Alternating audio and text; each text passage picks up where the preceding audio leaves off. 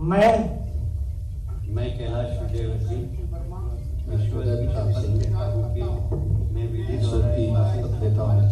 विधि द्वारा स्थापित भारतीय संविधान की अच्छी श्रद्धा और निष्ठा रहा। मध्य प्रदेश में सोमवार को राजभवन में आयोजित सादे समारोह में डॉक्टर मोहन यादव मंत्रिमंडल का विस्तार किया गया, जिसमें 28 मंत्रियों को शपथ दिलाई गई है।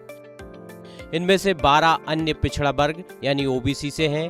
मुख्यमंत्री को मिलाकर ओबीसी की ये संख्या 13 हो गई है। 5-5 मंत्री एससी और एसटी और 8 सामान्य वर्ग से मंत्री बनाए गए हैं।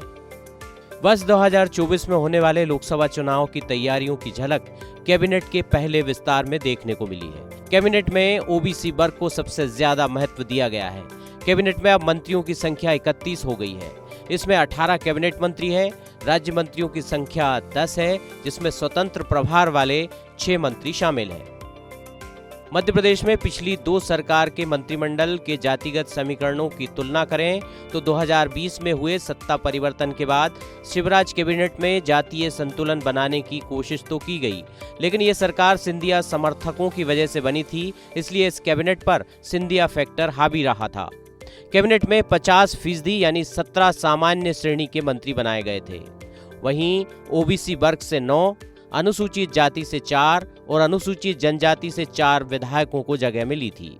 उधर 2018 में कमलनाथ सरकार में सामान्य वर्ग से 11 मंत्री थे, ओबीसी वर्ग से 9 मंत्री थे, अनुसूचित जनजाति से 4 विधायकों को मंत्री बनाया गया था। इसी तरह अनुसूचित जाति से 4 मंत्री बनाए गए थे, 1 विधायक अल्पसंख्यक को मंत्री बनाया गया था। आइए अब जान लेते हैं कैबिनेट से जुड़ी कुछ रोचक जानकारियां।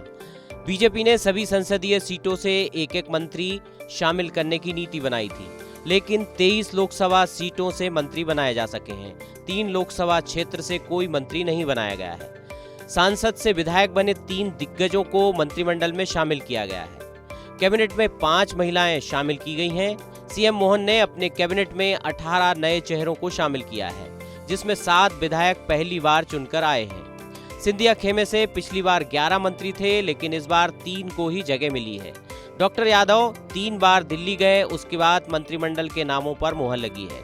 शिवराज खेमे से पुराने 6 और 5 नए विधायकों को कैबिनेट में शामिल किया गया है। इन 28 मंत्रियों में से 27 करोड़पति हैं। उम्र की बात करें तो 70 साल उम्र का कोई मंत्री नहीं है। 35 साल से ऊपर 5 मंत्री हैं, 50 साल से ऊपर 11 और 60 वर्ष से ऊपर 12 मंत्री कैबिनेट में शामिल हैं। शिक्षा की बात करें तो 12वीं पास 6 मंत्री हैं, ग्रेजुएट 12 मंत्री हैं और पोस्ट ग्रेजुएट 9 मंत्री हैं। कैबिनेट में फिलहाल 4 पद अभी रिक्त हैं।